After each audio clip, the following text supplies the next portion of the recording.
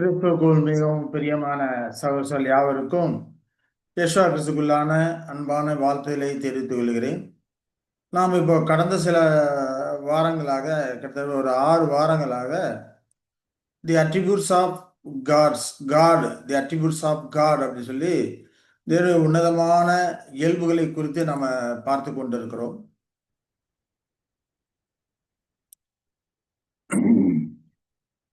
சரி, தி attributes of God, தேவனுடைய உன்னதமான இயல்புகள். இது பாகம் 7. இது 7வது வாரமாக நாம் தொடர்ந்து கொண்டிருக்கிறோம். தேவனுடைய உன்னதமான அந்த இயல்புகளை குறித்த காரியங்களை நாம் பரிசுத்த வேதாந்தத்தின் மூலமாக நாம் ஆராய்ந்து படித்து கொண்டிருக்கிறோம். தேவன் தம்மை குறித்து வேதாந்தத்தின் மூலமாக வெளிப்படுத்தியிருக்கிறார். அவர் எவ்வளவு உன்னதமான தேவனா இருக்கிறார் அப்படிங்கிற காரியங்களை எல்லாம், அவருடைய இயல்புகளை குறித்த காரியங்களை எல்லாம் நம்ம படித்து கொண்டிருக்கிறோம். அதே போல் அவருடைய இயல்புகள் அப்படின்னு சொல்லி நம்ம பார்த்தோம்னா 2 விதமான இயல்புகள் இருக்கு. அவர் இருக்கிறார் அப்படிங்கிறதுக்கான இயல்புகள், இருத்தலுக்கான இயல்புகள். இன்னொன்று குண இயல்புகள். குண இயல்புகள்னு பார்த்தோம்னா ஞானம், நீதி, அன்பு, வல்லமை, அப்படி குண இயல்புகள் அவர்கிட்ட இருக்குது. அதே போல் இருத்தலுக்கான இயல்புகள் பார்த்தோம்னா கிட்டத்தட்ட ஒரு 14 இயல்புகள் இருக்கிறது. அதில் கிட்டத்தட்ட ஒரு 11 வரைக்கும் நம்ம படிச்சிட்டோம். அதாவது தேவனுடைய குண தோற்றம், தேவனுடைய சரீரத்துவம், தேவனுடைய ஆவித்தன்மை, தேவனுடைய தன்னில் தானே இருத்தல், தேவனுடைய தன்னில் போதுமானதா இருத்தல், தேவனுடைய நித்தியத்துவம், தேவனுடைய சாவாமை, கண்ணுக்கு புலப்படாத தேவனுடைய தன்மை, தேவனுடைய ஏகத்துவம், தேவனுடைய சர்வ வல்லமை, தேவனுடைய சர்வ ஞானம். இந்த 11 காரியங்களை நாம பார்த்துக்கிறோம். இப்போ நாம பார்க்க போறது என்னன்னா, தேவனுடைய சர்வ வியாபகம் அப்படிங்கிற காரியத்தை கொடுத்து இப்ப நம்ம பார்க்க போறோம். தேவனுடைய சர்வ வியாபகம் அப்படின்னா ஆங்கிலத்தில் காட்ஸ் ஓம்னி பிரசன்ஸ்ன்னு சொல்லி சொல்லுவாங்க. அப்போ உன்னதமான தேவனுடைய சர்வ வியாபகத்தை குறித்த காரியங்களை நாம் போற்றும் பயபக்தியோடு, மன தாழ்மையோடு, தேவன் மேல் கொண்ட அன்போடு அந்த காரியங்களை எல்லாம் ஆராய்ந்து பார்க்கலாம் வாருங்கள். இந்த தேவனுடைய சர்வ வியாகம் அப்படிங்கிறத அநேக தவறாக புரிந்து கொள்ளுகிறாங்க.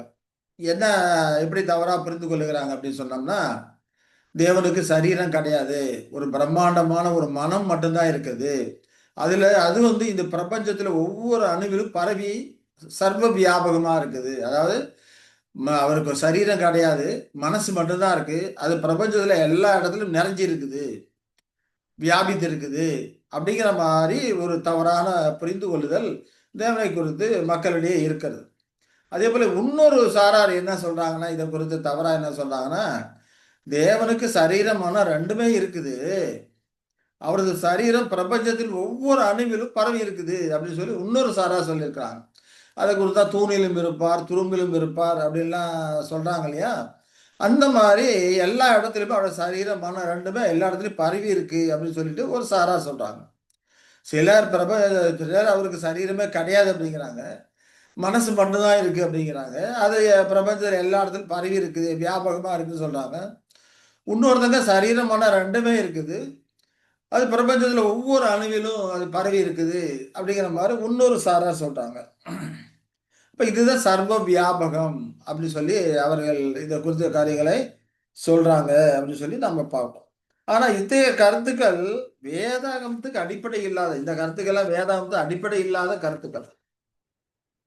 வேதாகமம் அவரை குறித்து என்ன சொல்லுகிறது அப்படிங்கிறத இப்ப நம்ம பார்க்க போறோம். வேதாகமத்தில் அவரை குறித்து என்ன சொல்லி இருக்குதுன்னு சொல்லி பார்த்தோம்னா, தேவனுக்கு சரீரமும் இருக்கு, மனமும் இருக்குது, அவருக்கு ஒரு வாசஸ்தலமும் இருக்கு அப்படிங்கிறார். தேவனுடைய வாசஸ்தலம் அப்படிங்கிறப்போ பரலோகத்தில் இருக்கிறாரு, பரலோகம் தான் அவருடைய வாசஸ்தலமா இருக்குது அப்படின்னு சொல்லிட்டு வேத வசனங்கள் நமக்கு அநேக வசனங்கள் இருக்கு அதை குறித்த காரியங்கள். உதாரணத்துக்கு 1 ராஜாக்கள் 8:30 நாம பார்த்தோம்னா, சாலமோன் தேவன் உனக்கு விண்ணப்பம் பண்ணும்போது, பரலோகமாகிய உம்முடைய வாசஸ்தலத்திலே அதை நீர் கேட்பீராக, கேட்டு மன்னிப்பீராக என்று அங்கே சொல்கிறார். அப்ப தேவனுடைய வாசஸ்தலம் எங்க இருக்குன்னு சொல்றாரு? பரலோகத்துல இருக்குன்னு சொல்றாரு இல்லையா. ஆனால் அவர் கட்டிய இந்த ஸ்தலத்திலே, அந்த தேவாலயத்திலே விண்ணப்பம் செய்ய போகிற உங்கள் ஜனமாகிய இஸ்ரவேல் பண்ண விண்ணப்பத்தை எல்லாம் ஜெபத்தை எல்லாம் நீர் எங்கேருந்து கேட்கணும் அப்படிங்கிறாரு. பரலோகமாகி உம்முடைய வாசஸ்தலே அதை கேட்பீராக, கேட்டு மன்னிப்பீராக அப்படிங்கிறாரு. இந்த பூமியிலே வந்து நான் கட்டிய தேவாலயத்துல நீர் வாசம் பண்ணணும்னு சொல்லல. பரலோகத்துல இருக்கிற நான் இந்த தேவாலயத்திலிருந்து இந்த ஜனங்கள் பண்ண போகிற விண்ணப்பத்துக்கும் வேண்டுதல்களுக்கெல்லாம் பரலோகமாகி உம்முடைய வாசஸ்தலத்திலே இருந்து அதை நீர் கேட்பீராக, கேட்டு மன்னிப்பீராக என்று அங்கே தெளிவாக அவருடைய வாசஸ்தலம் பரலோகம் என்று சொல்லுவதை பார்க்கிறோம். அதே போல நிறைய வசனங்கள்ல பரலோகத்துல இருக்கிறான்றே சொல்றாரு. 1 ராஜாக்கள் 8:32 பார்த்தோமா, அதே காரியங்களை பார்க்கும்போது பரலோகத்தில் இருக்கிற தேவரீர் கேட்டு துன்மார்க்கனோட நடக்கையை அவன் தலையின் மேல் சுமர பண்ணி அவனை குற்றவாளியாக தீர்க்கவும் நீதிமானுக்கு அவனுடைய நீதிக்கு தக்கதாக செய்து அவனை நீதிமான் ஆக்கவும் தக்கதாக உமது அடியாரை நியாயம் தீர்ப்பீராக. அப்ப நியாயம் தீர்க்க காரியங்கள் குற்றவாளியை குற்றவாளி என்று தீர்க்கவும் நீதிமான நீதிமான் தீர்க்கக்கூடிய அந்த காரியங்களை எல்லாம் நீ செய்யும் போது எங்க செய்யறாரு அப்படிங்கிறாரு. பரலோகத்தில் இருக்கிற தேவரீர் கேட்டு இந்த அவர்கள் தலையின் மேல அதை சுமரத்தக்க பண்ணும் அப்படின்னு சொல்லி அங்க சொல்லுகிறார்.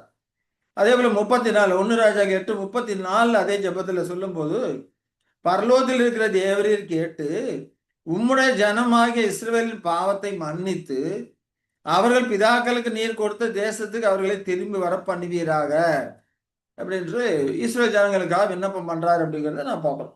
அப்ப இந்த வசனத்துல எல்லாமே பார்த்தோம்னா பரலோகத்தில் இருக்கிற தேவரீர் கேட்டு, அப்ப தேவன் பரலோகத்தில் இருந்து கொண்டு இந்த காரியங்கள் எல்லாம் கேட்டு அங்கிருந்து தான் எல்லாத்தையும் நடைமுறைப்படுத்துகிறார், செயல்படுத்துகிறார்.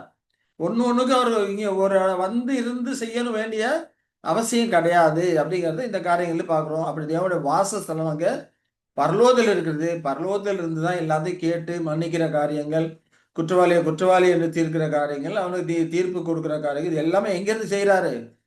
பரலோகத்தில் இருந்து செய்து கொண்டிருக்கிறார் என்று வேதவசனுக்கு சொல்றதை நாம பார்க்கிறோம். அடுத்ததா பார்க்கணும், அதுல 8:36 அதே போல சொல்றார். பரலோகத்தில் இருக்கிற தேவரீர் கேட்டு உமது அடியாரும் உமது ஜனமாய் இஸ்ரவேலும் செய்த பாவத்தை மன்னித்து அவர்கள் நடக்க வேண்டிய நல்வழி அவர்களுக்கு போதித்து தேவரீர் உமது ஜனத்திற்கு சுதந்திரமாக கொடுத்த உமது தேசத்தில் மழை பெய்ய கட்டளையிடுவீராக. அப்ப பூலோகத்துல ஜனங்கள் உண்மை நோக்கி விண்ணப்பம் பண்ணும்போது பரலோகத்தில் இருக்கிற தேவரீர் கேட்டு அவர்கள் பாவங்களை எல்லாம் மன்னியும், அவர்களுக்கு போதி தரலும், உம்முடைய தேசத்திலே மழை பெய்ய கட்டளையிடும் சொல்லி அங்கே விண்ணப்பம் பண்றான்னு சொல்லி பார்க்கிறோம். அதே போல 39வது வசனத்தில் சொல்றாரு, உம்முடைய வாசஸ்தலமாய் பரலோகத்தில் இருக்கிற தேவரீர் கேட்டு அங்கே சொல்லுகிறாரு. 43வது வசனம் 45வது வசனம் எல்லாத்துலயுமே அதே சொல்றாரு. அவர் பண்ற எல்லா ஜெபத்திலுமே உமது வாசஸ்தலமாகிய பரலோகத்தில் இருக்கிற தேவரீர் அதை கேட்டு பூமி ஜனங்கள் எல்லாரும் உம்முடைய ஜனமாய் இஸ்ரவேலை போல உமக்கு பயப்படும்படிக்கு நான் கட்டின இந்த ஆலயத்துக்கு உம்முடைய நாமம் தரித்திருக்கப்பட்டது என்று அறியும்படிக்கும் உம்முடைய நாமத்தை அறியத்தக்கதாக அந்த அந்நிய ஜாதியான் உண்மை நோக்கி வேண்டிக் கொள்வதுபடி எல்லாம் தேவரீர் செய்வீராக. ஒரு அந்நிய ஜாதியான் வந்து தேவாலயத்திலிருந்து உண்மை நோக்கி விண்ணப்பம் பண்ணினா அப்போ அவர் என்ன சொல்றாரு? பரலோகத்தில் இருக்கிற தேவரீர் கேட்டு மன்னியும் இல்லையா? அதை தான் அங்கே சொல்றாரு. பரலோகத்தில் இருக்கிற தேவரீர் கேட்டு அவர்களுக்கு செய்தலும் சொல்லிட்டு, அப்ப தேவாலயத்துல பூமியில மனுஷன் கட்டல ஆலயத்துல அவர் வாசமா இல்லை, பரலோகத்தில் இருக்க தேவரீர் கேட்டு இந்த ஆலயத்திலிருந்து விண்ணப்பம் பண்ணும்போது தேவரீர் கேட்டு அவர்களுக்கு இரக்கம் செய்தலும் சொல்லிட்டு விண்ணப்பத்தை கேட்டலும் சொல்லிட்டு அங்கே வந்து சாலமோன் விண்ணப்பம் பண்ணுகிறார் தேவனை நோக்கி. அதே போல் 45வது வசனம் 1 ராஜாக்கள் 8:45வது வசனம் இதையே சொல்றாரு. பரலோகத்தில் இருக்க தேவரீர் அவர்கள் விண்ணப்பத்தையும் வேண்டுதலை கேட்டு அவர்கள் நியாயத்தை விசாரிப்பீராக இல்லையா? அப்போ இத வசனங்கள் எல்லாமே நமக்கு என்ன அறிவுறுத்துறது? தேவனுடைய வாசஸ்தலம் பரலோகமா இருக்கிறது, பரலோகத்திலிருந்து கேட்டுதான் எல்லா காரியங்களும் நடப்பித்து கொண்டு இருக்கிறார் அப்படிங்கிறத இதன் மூலமாக நம்ம புரிந்து கொள்ளுகிறோம். அப்ப பரலோகங்கிறது எது இல்லையா? இப்படி ஒரு கேள்வி வருது. பரலோகங்கிறது கோடானு கோடி நட்சத்திரங்கள் இருக்குது, ஸ்டார்ஸ் எல்லாம் இருக்குது. பரலோகங்கிறது எது? வேதாந்தம் அதை குறித்து ஏதாவது குறிப்பு இருக்கா அப்படின்னு சொல்லி பார்த்தோம்னா பரலோகம் இதுதான் என்று குறிப்பு இல்லை. ஆனாலும் கூட விஞ்ஞானிகள் வானவ மண்டலங்களை ஆராய்ச்சி செய்து பார்த்துட்டு இப்போ பார்த்தோம்னா சூரிய குடும்பம் இருக்கு. சூரியன் குடும்பம்னா சூரியனை மையமாக வச்சு புதன், வியாழன், வெள்ளி, மற்ற கிரகம், பூமி, இந்த மற்ற கிரகம்லாம் மையமாக வச்சு சுற்றி கொண்டு இருக்குது. இதுதான் சூரிய குடும்பம் சொல்றது. இப்படி பல சூரியன் இருக்கு. கோடான கோடி சூரியன் இருக்கு. இதே போல பெருசும் சின்னமா கோடான கோடி சூரியனா இருக்குது. அதற்கு குடும்பமா இருக்குது. இப்படி பல கோடி குடும்பங்கள்லாம் சேர்ந்தது ஒரு கேலக்சி. இந்த கேலக்சி மேலே பல கோடி கேலக்சி இருக்கு. இப்ப இது எல்லாமே எதை மையமா வச்சு சுத்துது அப்படின்னு பார்த்தோம்னா, அருமீன் நட்சத்திர கூட்டம் சொல்லுவாங்க. ஆங்கிலத்தில் பிலிடைஸ் அப்படின்னு சொல்லி சொல்லுவோம். நான் தமிழ்ல அருமீன் நட்சத்திர கூட்டம்னு சொல்லுவோம். அருமீன் நட்சத்திர கூட்டம்னா 6 மீன்கள் கொண்டன்னு நம்ம கருதக்கூடாது. 7 நட்சத்திரங்கள் இருக்கு அதுல. அந்த 7 நட்சத்திரங்கள் ஆங்கிலத்துல அந்த பிலிடைஸ் அப்படிங்கிற அர்த்தம் பார்த்தீங்கன்னா தெரியும். 7 நட்சத்திரங்கள் அடங்கிய ஒரு கூட்டம் அப்படின்னு சொல்லி அதுக்கு அர்த்தம் போட்டிருக்கும். அப்போ 7 நட்சத்திரங்கள்ல அந்த 7 நட்சத்திரங்கள்ல ஒண்ணுதான் அல்சியோன் அப்படிங்கிற நட்சத்திரம். அந்த அல்சியோன்ங்கிற நட்சத்திரத்தை மையமா வச்சுதான் அந்த 6 நட்சத்திரங்கள் சுத்துது. இந்த 7 நட்சத்திரங்களை மையமா வச்சுதான் என்னது மற்ற கேலக்சி எல்லாமே இயங்கி கொண்டு இருக்கிறது. இது விஞ்ஞானிகள் கூற்று. விஞ்ஞானிகள் கண்டுபிடிச்சு இப்படி சொல்றாங்க. அப்ப இதை குறித்து அப்ப வேதாந்தத்துல இருக்குதா அப்படின்னா யோபு அழகா சொல்றாரு. யோபு என்ன சொல்றாரு? யோபு 38ஆம் அதிகாரம் 31ஆம் வசனம் பார்த்தோம்னா, அருமீன் நட்சத்திரத்தில் சுகிர்த சம்பந்தத்தை நீ இணைக்க கூடுமோ? அது அந்த அருமீன் நட்சத்திரத்தில் இருக்கக்கூடிய அந்த சம்பந்தம் ஒண்ணுக்குள்ள இருக்கக்கூடிய சம்பந்தம் இல்லையா, அதெல்லாம் நீ இணைக்கக்கூடியமோ? மிருக சிறுத்தை கட்டுகளை அவிழ்ப்பாயோ என்று கேட்கிறார். அப்ப அருமீன் நட்சத்திரத்தை குறித்து யோபும் அங்கே வேதாந்தத்துல சொல்லப்பட்டிருக்கிறது. அதற்கு ஒரு சம்பந்தம் இருக்கு, ஒரு சுகிர்த சம்பந்தம் இருக்கு, அதெல்லாம் நீ இணைக்க கூடுமோ என்று அங்கே சொல்றத நாம பார்க்கிறோம். அப்ப ஒருவேளை பரலோகம் அப்படிங்கிறது இந்த அருமீன் நட்சத்திர கூட்டத்தில் இருக்கக்கூடிய தலையாய நட்சத்திரமா இருக்கு இல்லையா, அல்சியோன். அதுல கூட சியோன் அப்படி வருது. எப்படி அப்படி பேர் வச்சாங்க அப்படின்னு சொல்லி தெரியல. அல்சியோன் அப்படின்னு சொல்லி வரக்கூடியதா இருக்குது. ஒருவேளை அதுவாக இருக்கலாம் என்று கருதப்படுகிறது. அதுதான் சொல்லி உறுதியிட்டு இங்கே சொல்லப்படல. அது எல்லாத்துக்கும் ஒரு சென்டர் பாயிண்டா இருக்கிறதுனால, அதை குறித்த காரியங்கள் இங்கே சொல்லப்பட்டிருக்கிறதுனால, ஒருவேளை பரலோகம் என்பது அந்த அருமி நட்சத்திர கூட்டத்தை தலைமை தாங்கி நடத்தி கொண்டிருக்கக்கூடிய சென்ட்ரு போர்ஸலா இருக்கக்கூடிய சென்ட்ரு மையமா இருக்கக்கூடிய அந்த அல்சியோ நட்சத்திரமா இருக்கலாம் என்று கருதப்படக்கூடியதா இருக்கிறது அப்படின்னு சொல்லி நம்ம பார்க்கிறோம். அப்போ ஒரு இடத்துல இருந்து தேவன் பரலோகத்திலிருந்து எல்லாத்தையும் இயக்கி கொண்டிருக்கிறார் அப்படின்னு தான் வசனம் சொல்லுகிறது இல்லையா? அப்போ அவர் சரீர ரீதியாக எல்லா இடத்துலயும் ஊடுருவி பரவி இருப்பதாக அங்க சொல்லல. பரலோகத்தில் இருக்கிற தேவரீர் கேட்டு மன்னித்தரலும், பரலோகத்தில் இருக்கிற தேவரீர் கேட்டு இதை செய்தரலும் இல்லையா? அப்படித்தானே ஜெபம் பண்றாரு. யெஷுவா கிறிஸ்து கூட பரலோகத்தில் இருக்கிற எங்கள் பிதாவே அப்படிதான் பண்றாரு. பரலோகத்தில் இருக்கிற எங்கள் பிதாவே அப்படிதான் ஜெபம் பண்ண கற்றுக் கொடுத்திருக்கிறார். இப்ப தேவனுடைய இருப்பிடம் பரலோகமா இருக்கிறது. அந்த இடத்திலிருந்து எல்லா காரியங்களையும் அவர் கூடியவராக இருக்கிறாரு. அப்ப அவருடைய குவாலிட்டி, அவருடைய பண்புகள் அப்படிங்கிறப்போ பிரபஞ்சம் முழுவதும் செயல்படுவதை பற்றி தான் அங்க குறிப்பிடுகிறது. தேவன் சர்வ வியாபகம் உடையவரா இருக்கிறாரு. தேவன் இருத்தல்ல தேவன் இருக்கிறார் அப்படிங்கிறப்போ சர்வ வியாபகம் உள்ளவரா இருக்கிறார் அப்படின்னாக்க ஒரு இடத்துல இருந்து கொண்டு எல்லா இடத்துலையும் அவரால் கிரியை நடப்பிக்க முடியும். எல்லா இடத்துலையும் அவருடைய பண்புகளும் வல்லமைகளும் பரவி பறந்து இருக்கிறது அப்படிங்கிறது தான் நம்ம இதன் மூலமாக புரிந்து கொள்ளக்கூடிய ஒரு காரியமா இருக்கிறது. சரி, அடுத்ததா பார்த்தோம்னா இந்த பிரபஞ்சம் முழுவதுமே அவரது வல்லமைகளும் பண்புகளும் செயல்புரிகிற கருத்தோட்ட நிலை குறித்து நாம கொஞ்சம் ஆராய்ந்து பார்க்கலாம். அது எந்த விதமாக அவருடைய பிரபஞ்சம் முழுவதுமே அவருடைய வல்லமைகளும் பண்புகள் குவாலிட்டிஸ் செயல்படுத்துகிறது அப்படிங்கிறத குறித்து நாம் பார்த்தோம்னா, இப்போ நாம எப்படி புரிந்து கொள்ளலாம், தேவன் எப்படி அப்படி கிரியை நடப்பிக்கிறாரு? ஒரு இடத்துல இருந்து கொண்டு எல்லா இடத்தையும் இருக்கணும்னா எல்லாத்தையும் கண்ணில் பார்க்கணுமே இல்லையா? ஒரு இடத்துல இருந்து எல்லாத்தையும் செயல்படுத்துறாருன்னா அது எவ்விதமாக புரிந்து கொள்வது?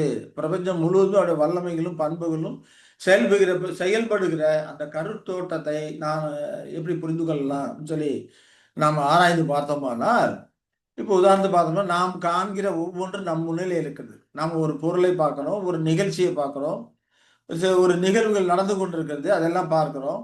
இதெல்லாம் பார்க்கும்போது அது எங்க இருக்குது?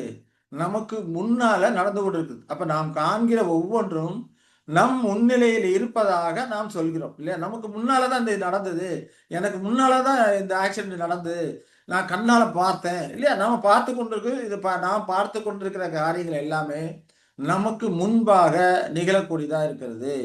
அந்த விதமாக எல்லா வஸ்துக்களையும் பூமியிலும் சரி, வானத்திலும் சரி, அண்ட சராசரங்க எல்லா இடத்துலையும் சொல்லி தேவன் பார்த்து கொண்டிருக்கிறார். எல்லாம் அவருடைய பார்வைக்கு முன்பாக இருக்கிறது.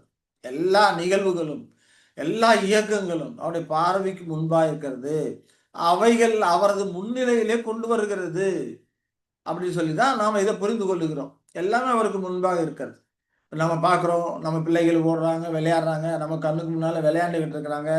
இன்னும் சிலர் போறாங்க, வர்றாங்க, கார், பஸ் இவ்வளோ இயக்கங்களையும் எப்படி நமக்கு முன்பாக நடந்து கொண்டு இருக்கிறது. எல்லாத்தையுமே நாம பார்த்து கொண்டு இருக்கிறோம். அதுபோல தேவன் எல்லாவற்றையும் அவருக்கு முன்னிலையிலே செயல்படுகிறதை அவர் பார்த்து கொண்டு இருக்கிறார். எல்லாத்தையும் அவரால் பார்க்க முடியுது அப்படிங்கிறது நாம இப்ப புரிந்து கொள்கிறோம். அப்ப இந்த விதமாக பிரபஞ்சம் முழுவதுமே அவரோட வல்லமைகளும் பண்புகளும் செயல்படுகிறத புரிந்து கொள்வதற்காக இந்த ஒரு பாயிண்ட் இருக்குது. அதே போல அடுத்து பார்த்தோம்னா அவரது பார்வையின் எல்லைக்குள்ளே அடக்கப்பட்டு எல்லையற்ற பிரபஞ்சத்தின் எவ்விடமும் அவருக்கு முன்னிலை இருக்கிறது. அவருக்கு தெரியாத காரியம் மறைவா இருக்க எதுவுமே கிடையாது. பிரபஞ்சத்தில் உள்ள எல்லா இடமும் அவருடைய பார்வைக்கு முன்னாலே இருந்து கொண்டிருக்கிறது. அவரால் அதை பார்க்க முடியக்கூடியதா இருக்கிறது அப்படிங்கிறத புரிந்து கொள்கிறோம். அதாவது இதெல்லாம் எதற்காக இப்ப பார்க்குறோம்னா, அவருடைய சர்வ வியாபகம் எப்படி எல்லா இடத்துலயும் அவர் வல்லமைகளும், அவருடைய பண்புகளும் செயல்புரிகிறதா இருக்கிறது அப்படிங்கிறத புரிந்து கொள்வதற்காக தான் இந்த காரியங்களை பார்க்கிறோம்.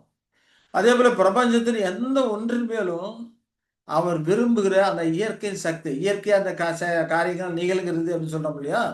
அப்ப அவருடைய பிரபஞ்சத்துல எல்லா இடத்துலையுமே அவருடைய பார்வையுடைய எல்லா எல்லைகளுமே இந்த பிரபஞ்சத்தினுடைய இயற்கை சக்தி எந்த ஒரு பிரமாணத்தை செயல்படுத்துவதன் மூலம் அவரை எங்கும் செயல்பட வைக்கிறது. அப்ப அதாவது வானமண்டலத்துல அதாவது நட்சத்திர கூட்டங்களும் போய்கொண்டே இருக்கு, வந்து கொண்டே இருக்குது. அதெல்லாம் செயல்பட வைக்கிறதுக்கு இவரால முடியுது. இதெல்லாம் எப்போ அவரது பார்வைக்கு எதிராகவே இந்த காரியங்களை செய்ய நம்ம ஒரு வேலை செய்கிறோம். அந்த காரியங்கள் நமக்கு பார்வைக்கு முன்பாக நமக்கு முன்பாக தான் செய்கிறோம்.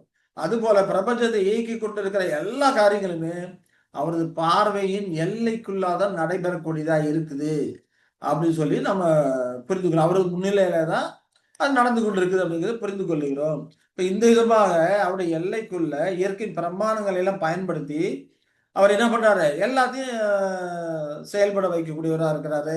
அதிலே அவருடைய வல்லமை எல்லா இடத்திலும் செயல்படுகிறது அப்படிங்கிறத புரிந்து கொள்கிறோம்.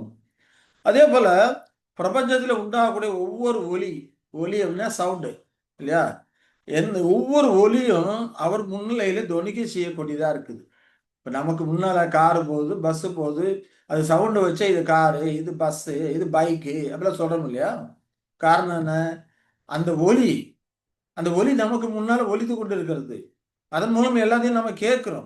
அதே போல பிரபஞ்சத்தில் உண்டாகிற ஒவ்வொரு ஒலியையும் அவர் முன்னிலையிலே தொனிக்க செய்யப்பட்டது போன்று கேட்கக்கூடிய ஒரு வல்லமையை அவர் கொண்டுள்ளார். அவருடைய காதுகள் அவ்வளவு கூர்மையான ஒரு காரியமா இருக்குது. எங்கோ ஒரு மூலையில நட்சத்திர கூட எங்கோ ஒரு மூலையில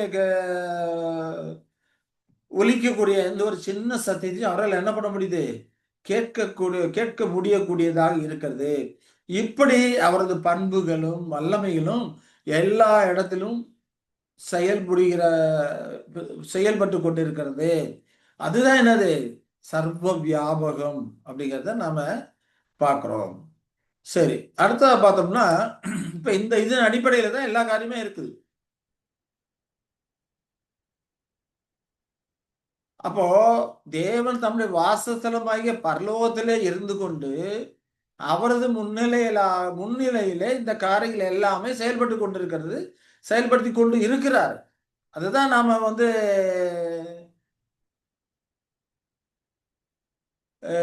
இதை பார்த்தோம். சர்வ வியாபகமா இருந்து கொண்டு அதெல்லாம் செய்து கொண்டிருக்கிறாங்கிறத பார்த்தோம் இல்லையா?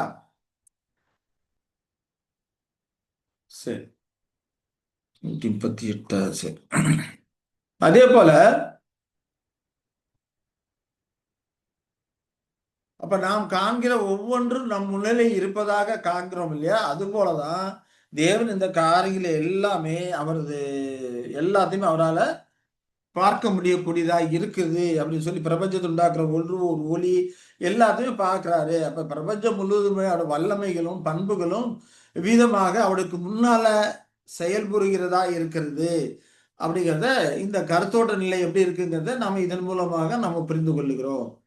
சரி, அடுத்ததா பார்த்தோம்னா ஒவ்வொரு மனத்தையும் அவரால் உணர்ந்து கொள்ளக்கூடியதாக அவர் முகர் உணர்வு இருக்கிறது.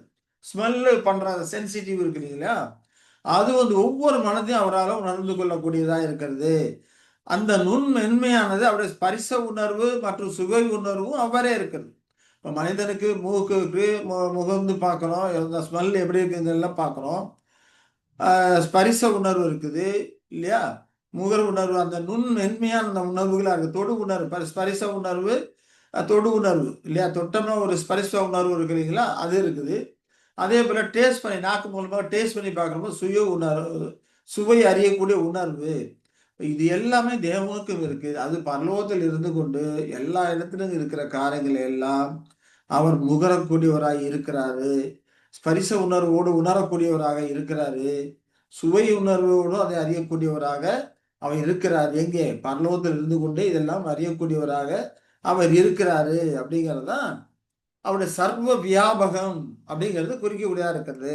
இப்ப தேவன் இருக்கிறார் அப்படிங்கிறதுக்கான இயல்புகளாக இதெல்லாம் இருக்கு. உதாரணத்துக்கு பார்த்தோம்னா உயர் திறனுள்ள ஒரு தொலைநோக்கி கருவி இருக்கு இல்லைங்களா? இப்ப இங்கேருந்து சாதாரணமா சூரியனை பார்க்குறோம், அது மற்ற நட்சத்திரங்கள்லாம் பார்க்கிறோம்.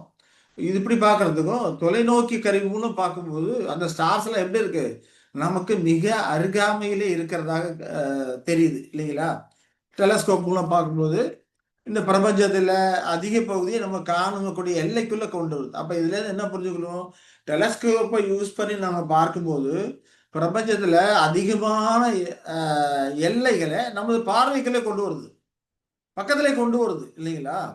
நமக்கே அப்படி இருக்கும்போது தேவனுடைய பார்வை டெலஸ்கோப் வச்சு பார்க்க வேண்டிய அவசியம் கிடையாது. அவருடைய பார்வை எல்லாத்தையுமே தமக்கு அவருக்கு முன்பாக கொண்டு வரக்கூடியதா இருக்கிறது. இப்படியாக அவருடைய பண்புகள் எல்லா இடத்திலும் பரவலா இருந்து கொண்டிருக்கிறது அப்படிங்கிறத புரிந்து கொள்கிறோம். அதே போல அதிக திறன் கொண்ட மைக்ராஸ்கோப் பார்க்கிறோம். அந்த மூலக்கூறுகளை நாம் காணக்கூடியதாக ஆக்கிறது. இப்போ நுண்கிருமிகள்லாம் பார்த்தா கண்ணுக்கே தெரியாது இல்லையா? நுண்கிருமிகள் அது என்ன பண்ணோம்? மைக்ராஸ்கோப் மூலம் பார்க்கும்போது நார்மலா கண்ணுக்கு தெரியாத காரியங்கள்லாம் அப்ப பெருசா நமக்கு காண்பிக்கக்கூடியதா இருக்கு இல்லையா? அது எப்படி இருக்குது என்னங்கிறதெல்லாம். அப்ப இந்த ஒரு கருவி மூலமாக நாம் அதை பார்க்கிறோம். ஆனா தேவன் அந்த கருவி இல்லாமலே அவருடைய பார்வைக்கு முன்பாக எல்லாத்தையும் பார்க்கிறார். அதனாலதான் சொல்லும்போது உன்னுடைய கரு உருவாகிறதுக்கு முன்னமே நான் உன்னை அறிந்திருக்கிறேன் சொல்றாரா இல்லைங்களா? நீ பிறப்பதற்கு முன்னமே நான் அறிந்திருக்கிறேன் இதெல்லாம் சொல்றாரு. அப்ப எல்லாமே அவருடைய பார்வைக்கு முன்னதாக இருக்கக்கூடியதா இருக்கிறது. அப்ப இது எல்லாமே அவரை அறிந்து உணர்ந்திருக்கிறார். இதெல்லாம் என்னது? அந்த முகர் உணர்வு, ஸ்பரிச உணர்வு, சுவை உணர்வு எல்லாமே அவருக்கு இருக்குது அப்படிங்கிறத நம்ம பார்க்கிறோம். அதே உலகின் மற்ற பகுதியில வரக்கூடிய அந்த ஓசைகளை நாம் கேட்கிறோம். ரேடியோ ஒலிக்குது. எங்கேயோ இருந்து அவங்க பேசுறாங்க. அதை நாம எங்கேயோ ஒரு மூலையில இருந்து அதை கேட்டுக்கொண்டிருக்கிறோம். அந்த செய்தியை, அந்த சத்தத்தை கேட்கறதுக்கு ரேடியோ நமக்கு சாத்தியமாக்குது. அதே போல தொலைபேசியில பேசுறோம். அமெரிக்கால இருக்கிறவங்களோட இங்க இருந்துகிட்டு பேசுறோம் இல்லைங்களா? வீடியோ சாட் பண்றோம். இப்ப இதெல்லாம் அங்க இருக்கிறவங்கள, இங்க இருக்கிறவங்கள நாம பார்க்கும்போது, அவர்களை, அவருடைய பேச்சுகளை, அவருடைய ஒலியை இதெல்லாம் நம்ம கண் முன்னே கொண்டு வருது. காதுக்கு அருகாமையில கேட்கிற மாதிரி கேட்டுக்கொண்டு இருக்கிறோம் இல்லைங்களா? சமுத்திரத்துக்கு கண்டங்களுக்கு அப்பால இருக்கிற ஆட்களோட கூட நம்ம என்ன பண்றோம்? உரையாடல் செய்யறோம். உரையாடல் செய்யறதுக்கு நமக்கு சாத்தியமாக்குது. அந்த ஒலி அலைகள் நமக்கு வரக்கூடியதா இருக்குது அப்படின்னு சொல்லி நம்ம பார்க்கிறோம். அப்ப இதெல்லாம் நம்ம கண் முன்னாக இருக்கக்கூடியதா இருக்கு. அந்த சவுண்டு நம்ம கண் முன்னாக இருக்கக்கூடியதா இருக்குது. அந்த செயல்கள் நமக்கு கண் முன்னாக இருக்கக்கூடியதா இருக்கிறது. அப்ப தேவன் அது போலதான் பரலோகத்தில் இருந்து கொண்டு பூமியிலே ஒவ்வொரு மூலையில் முடுக்கிலும் நடக்கிற எல்லா சத்தங்களையும் அவர் கேட்கக்கூடியவரா இருக்கிறார். எல்லா மனங்களையும் அந்த அவர் முகரக்கூடியவரா இருக்கிறாரு. சுவை உணர்வை அறியக்கூடியவராக அவர் இருக்கிறாரு. அப்ப அவருடைய அந்த வல்லமைகளும் அவருடைய பண்புகளும் இந்த பண்பு தொடர உணர்வு இருக்கிற பண்பு, சுவை உணர்வு, கேட்கறது இது எல்லாமே பிரபஞ்சம் முழுவதும் பரவி இருக்குது.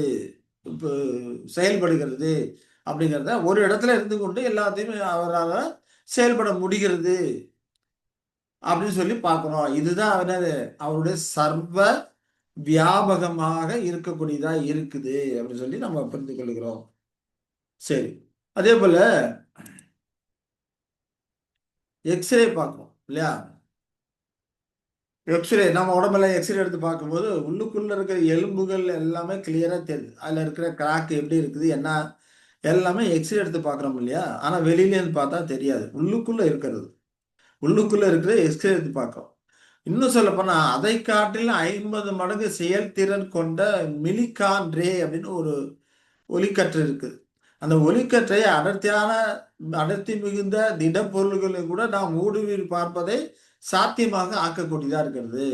இப்போ ஏர்போர்ட்டுக்கெல்லாம் நீங்க போனீங்கன்னா தெரியும். அப்படியே சூட்கேஸ உள்ள விட்டாங்கன்னா, சூட்கேஸ்க்குள்ள என்னென்ன இருக்குது அப்படிங்கிறதெல்லாம் வெளிய அவங்களுக்கு தெரியும். பூட்டி இருக்குது இல்லையா? அன்னைக்கு கவர் போட்டு வச்சிருக்கீங்க. ஆனாலும் வெளியே தெரியுது. இன்னும் அதை காட்டிலும் அதிக வல்லமையுடைய மிலிகான் ஒளிக்கற்றை எல்லாம் இருக்குது.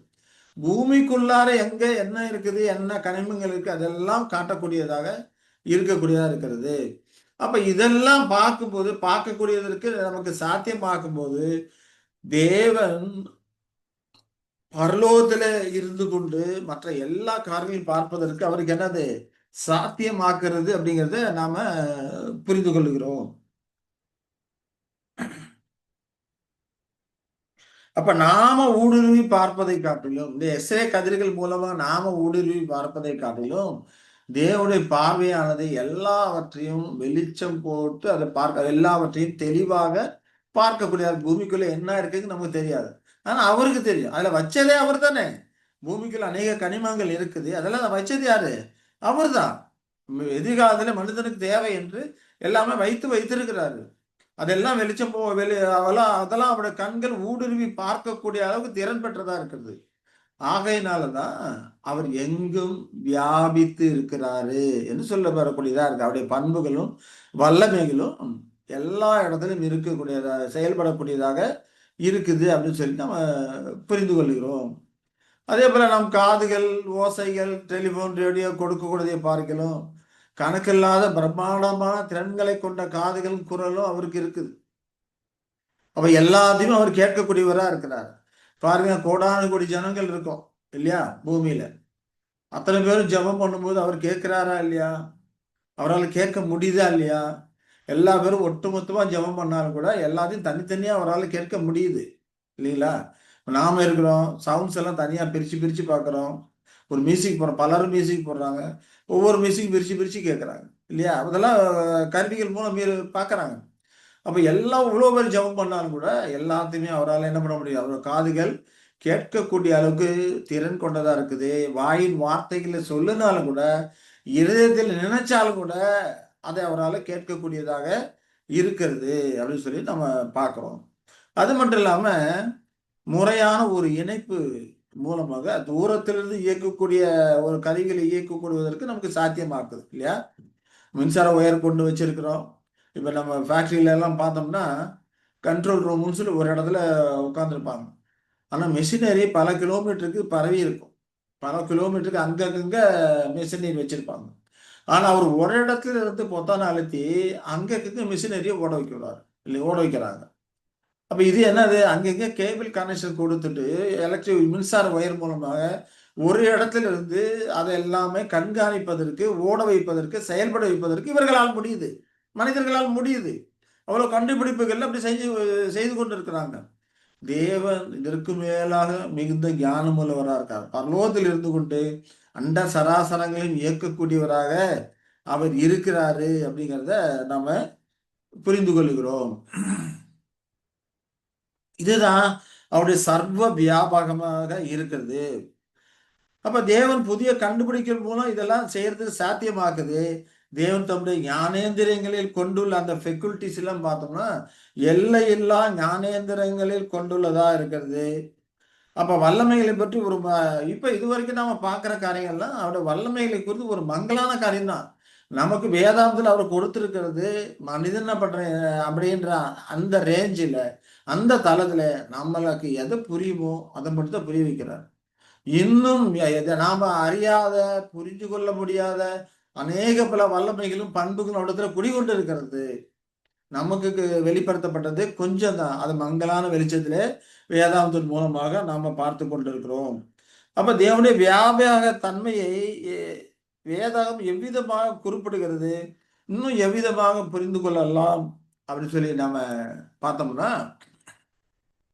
வேத வசனங்கள் அந்த சர்வ வியாபக தன்மை குறித்து எதை குறிக்குது அப்படின்னு சொல்லி பார்த்தோம்னா, அவர் எங்கும் அவர் ஆள் ரீதியாக இருப்பது போல தேவனது வல்லமைகளும் பண்புகளும் பிரபஞ்சம் முழுவதும் எதையும் செய்வதற்கு அறிந்து கொள்வதற்கு அவருக்கு சாத்தியம் உள்ளதாக்கிறது. நாம எப்படி ஒரு இடத்துல இருந்து நேரடியா இருந்து செயல்படுகிறோமோ, அதுபோல அவர் ஒரு இடத்துல இருந்து கொண்டு பிரபஞ்சம் முழுவதிலும் இருக்கிற காரியங்களை எல்லாம் நேரடியாக இருந்து செயல்படுவது போல செயல்படுவதற்கு அவருக்கு சாத்தியமாக்குகிறது.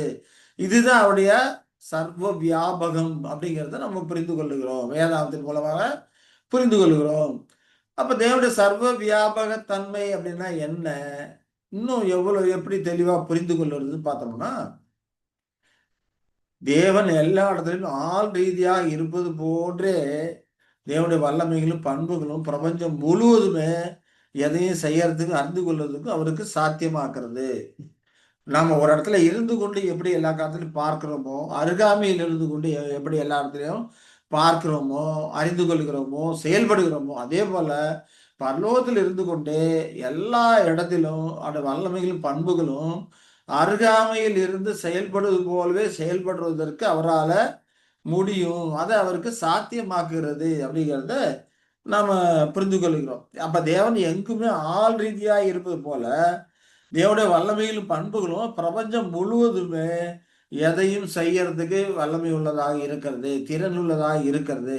இதுதான் அவருடைய சர்வ வியாபகம் அப்படிங்கிறத நாம புரிந்து கொள்ளுகிறோம். உதாரணத்துக்கு பார்த்தோம்னா யாக்கோபுடைய ஏணி இல்லையா, யாக்கோபு ஒரு கனவு காண்றான்னு சொல்லி பார்க்கணும். வானத்திலும் பூமியிலும் ஒரு ஏணி வைக்கப்பட்டிருக்கிறது, தேவதூர்கள் ஏறுது இறங்குறமா இருக்கிறாங்க. அதை குறித்து வேதாந்தத்தில் எங்க படிக்கிறோம்? ஆதியாகமம் 28ல 12லேருந்து 16 வரைக்கும் பார்க்கிறோம். அதை குறித்து நாம படிச்சோம்னா, அங்கே அவன் ஒரு சொப்பனம் கண்டான். இதோ ஒரு ஏணி பூமியிலே வைக்கப்பட்டிருந்தது, அதன் நுனி வானத்தை எட்டியிருந்தது. அதிலே தேவதூதர் ஏறுகிறவர்களும் இறங்குகிறவர்களுமாய் இருந்தார்கள். அதற்கு மேலாக கர்த்தர் நின்று, வானத்துக்கு பூமிக்கு ஏற்ற மாதிரி ஒரு ஏணி இருக்கு, அதற்கு மேலாக கர்த்தர் நிற்கிறார். யாவே தேவன் அதற்கு மேலாக இருக்கிறார். வானத்துக்கு மேலாக அங்க இருக்கிறாரு. இருந்து கூட என்ன சொல்றாரு? நான் உன் தகப்பனாகிய ஆபிரகாமின் தேவனும் ஈசாக்கின் தேவனுமாகிய கர்த்தர். நீ படைத்திருக்கிற பூமியை உனக்கும் உன் சந்ததிக்கும் தருவேன். உன் சந்ததி பூமியின் தூளை போல் இருக்கும். நீ மேற்கையும் கிழக்கையும் வடக்கையும் தெற்கையும் பரம்புவாய். உனக்குள்ளும் உன் சந்ததிக்குள்ளும் பூமியின் வம்சங்களை எல்லாம் ஆஸ்வதிக்கப்படும். நான் உன்னோடு இருந்து நீ போகிற இடத்திலெல்லாம் உன்னை காத்து இந்த தேசத்துக்கு உன்னை திரும்பி வர பண்ணுவேன். நான் உனக்கு சொன்னதை செய்யும் அளவும் உன்னை கைவிடுவதில்லை என்றார். அப்ப யாக்கோபு நித்திரை தெரிந்து விழித்த போது மெய்யாகவே கர்த்தர் இந்த ஸ்தலத்தில் இருக்கிறார், இதை நான் அறியாதிருந்தேன் அப்படிங்கிறார். அப்ப இந்த நிகழ்வுகள் மூலம் நாம என்ன புரிந்து கொள்ளுகிறோம் இல்லையா அப்படின்னு பார்த்தோம்னா, ஒரு ஏணி வைக்கப்பட்டிருக்கு, வானத்துக்கு பூமி ஏணி வைக்கப்பட்டிருக்கு. அப்ப அது நுனி வானத்தை எட்டி இருக்கிறது, தேவதூர்கள் ஏறுறாங்க இறங்குகிறாங்க. அப்ப அந்த ஏணிக்கு மேலாக கர்த்தர் நிற்கிறார். வானத்துல எட்டி இருக்கிற அந்த ஏணிக்கு மேலாக யாவிதேவன் என்று யாக்கோபோட பேசுறார். அவனுக்கு வாக்கு தத்தங்களை கொடுக்கிறார். உன் புத்தகங்கள்லாம் ஆசீர்வதிக்கப்படும் சொல்லி வாக்கு தத்தங்களை கொடுக்கிறாரு இல்லையா? அப்ப அங்கிருந்து பேசுறத இவன் இங்கிருந்து கேட்கிறான் அப்படின்னு சொல்லி நம்ம பார்க்கிறோம். அதாவது தரிசனத்துல இவன் பார்க்கக்கூடிய காரியங்களா, அது கனவுல பார்க்கக்கூடிய காரியங்களா இருக்கிறது. அப்ப நீ போற இடம்லாம் உன்னோட கூட இருந்து உன்னை பாதுகாப்பேன் அப்படிங்கிறார். அப்போ அவனை அருகாமையிலிருந்து பார்ப்பது போல தேவன் வானத்திலிருந்து அவனை பார்த்து கொண்டிருக்கிறார். அருகாமையிலிருந்து பேசுகிறது போல வானத்திலிருந்து அவனோடு பேசி கொண்டிருக்கிறார். அருகாமையில் இருக்கிறது போல நான் உன்னை பாதுகாப்பேன் அப்படிங்கிறாரு. இந்த தேசத்துக்கு உன்னை திரும்பி வர பண்ணுவேன் அப்படிங்கிறாரு இல்லையா? அப்ப இதுல இருந்து நம்ம என்ன புரியுது? தேவன் பரலோகத்திலே இருந்து கொண்டு எல்லா இடத்திலும் அவருடைய வல்லமைகள் பண்புகளும் கிரியை பண்ணக்கூடியதா இருக்கிறது. அப்ப தேவன் இவ்விதமாக அவருடைய வியாபக சர்வ வியாபக தன்மையை இதன் மூலமாக நாம புரிந்து கொள்ளுகிறோம். அதே போல யாக்கோபு எழுதி என்ன பண்றாரு? மெய்யாவே கர்த்தர் இந்த ஸ்தலத்தில் இருக்கிறார். யாக்கோபு என்ன சொல்றாரு? கர்த்தர் இந்த ஸ்தலத்துல இருக்கிறார் அப்படிங்கிறார். எந்த ஸ்தலத்துல? அவர் படுத்திருக்கிற ஸ்தலத்துல. ஆனா கர்த்தர் எங்க இருந்தாரு? ஏணிக்கு அப்புறம் ஏணி நுனிய வானத்தை தொட்டி இருக்கு, வானத்துக்கு மேலாக கர்த்தர் இருக்கிறார். ஆனா யாக்கோபு என்ன சொல்றாரு? மையாவ கர்த்தர் இந்த ஸ்தலத்தில் இருக்கிறார் அப்படிங்கிறார். அப்ப இதுல இருந்து நம்ம என்ன புரிஞ்சு கொள்ளுகிறோம்? தேவனுடைய வல்லமைகளும் பண்புகளும் தேவன் பரலோகத்தில் இருந்தாலும் கூட அருகாமையில் இருக்கிறது போல, பூமியிலே வாசம் பண்ணது போல அவருடைய வல்லமைகளும் பண்புகளும் அங்கே செயல்பட்டு கொண்டு இருக்கிறது. அதனால்தான் அங்கே சொல்றாரு, கர்த்தர் மெய்யாகவே இந்த ஸ்தலத்தில் இருக்கிறாரு. யாக்கோபு அவரை ஏணிக்கு நுனிக்கு மேல பார்த்தாலும் கூட, வானத்துக்கு மேல பார்த்தாலும் கூட, யாக்கோபு சொல்லும் போது மெய்யாக கர்த்தர் இந்த ஸ்தலத்திலே இருக்கிறார் என்று அங்க சொல்லுகிறதை நாம பார்க்கிறோம் இல்லைங்களா? இப்ப கர்த்தர் மேலே இருந்து பேசுறாரு. ஆனா அவன் இங்க இருக்கிறான்னு சொல்லி அவன் சொல்லுகிறான் அப்படிங்கிற காரியங்களை குறித்து நாம பார்க்கிறோம். இதுல இருந்து புரிந்து கொள்கிறோம். அப்போ யாவே தேவன் பரலோகமாய் அவருடைய வாசத்திலே இருந்து வாசஸ்தலத்திலே இருந்து கொண்டு பூமியிலும் சரி, அண்ட சராசரம் எல்லா இடத்திலும் சரி, அவருடைய வல்லமைகளும் பண்புகளும் நேர்லே பார்க்கறது போல, அருகாமையிலிருந்து செயல்படுவது போல அவரால் செயல்படுத்துவதற்கு முடியக்கூடியதா இருக்கிறது. இதுதான் அவருடைய சர்வ வியாபக தன்மையா இருக்கிறது அப்படின்னு சொல்லி நாம புரிந்து கொள்ளுகிறோம். சரி. அதே போல யூதர்கள் 3 தேவாலயங்களை கட்டினார். சால அந்த 3 தேவாலயங்களிலுமே தேவன் வாசமா இல்ல. அவர் வானத்துல தான் இருக்கிறாரு அப்படிங்கிறது நாம புரிந்து கொள்கிறோம். இப்ப யூதர்கள் தேவனுக்கு கட்டிய 3 தேவாலயங்கள் இருக்கிறப்போ, சாலமோன் கட்டிய ஒரு தேவாலயம் அதான் முதல்ல கட்டினது. அதுக்கப்புறம் பார்த்தோம்னா இடிச்சு போட்டாங்க. அப்புறம் நெகேமியா காலத்துல எஸ்ரா காலத்துல திரும்பி வந்து தேவாலயத்தை எடுத்து புதுப்பித்து கட்டினாங்க. அதற்கப்புறம் பார்த்தோம்னா ஏரோது ராஜா வந்து தேவாலயத்தை கட்டினான். அப்ப 3 தடவை அந்த தேவாலயம் கட்டப்பட்டிருக்கு. அந்த 3 ஆலயங்கள் எதிலுமே அவர் வாசமா இல்லை அப்படிங்கிறது வேத வசனம் நமக்கு சொல்றது இல்லையா? உபாகமம் 4:7 பார்த்தோம்னா, உபாகமம் 4:7